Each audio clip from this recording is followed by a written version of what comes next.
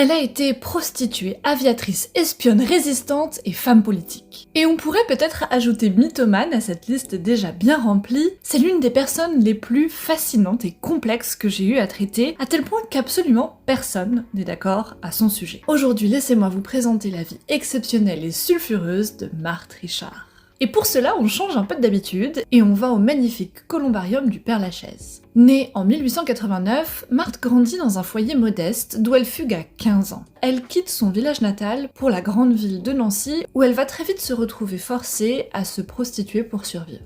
Elle contracte rapidement la syphilis et est dénoncée par un client, ce qui provoque son renvoi de la maison close dans laquelle elle travaille, et surtout son arrestation et son fichage. Elle fuit alors vers Paris et y rencontre vers 21 ans son futur mari, Henri Richer. C'est lui qui lui offre son premier avion en 1912.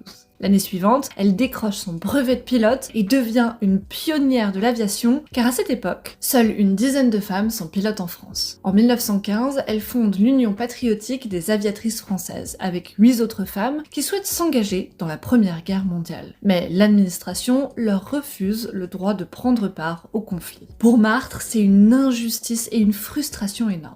Mais l'heure de la revanche va bien vite arriver. L'année suivante, elle est approchée par le commandant Georges Ladoux, l'homme qui recrutera également la célèbre Mata Hari, pour l'enrôler au 2e bureau, c'est-à-dire pour faire d'elle une espionne. Nom de code, l'Alouette. Elle est chargée de séduire un haut responsable allemand. En quelques mois, le plan fonctionne et elle devient agent double. Entre 1917 et 1918, Marthe fournit de précieuses informations aux renseignements français. Mais sa couverture finit par être grillée et Marthe retourne à la vie civile. Après la guerre, on lui décernera la Légion d'honneur, mais Marthe est bien consciente qu'elle aurait pu finir, comme Mata Hari, fusillée pour traîtrise. Après avoir perdu son premier mari pendant la Première Guerre, elle épouse son deuxième, le Britannique Thomas Crampton, d'où le nom sur sa case au columbarium. Malheureusement, 2 ans après son mariage, Marthe est de nouveau veuve, son nouvel époux décède d'une maladie soudaine.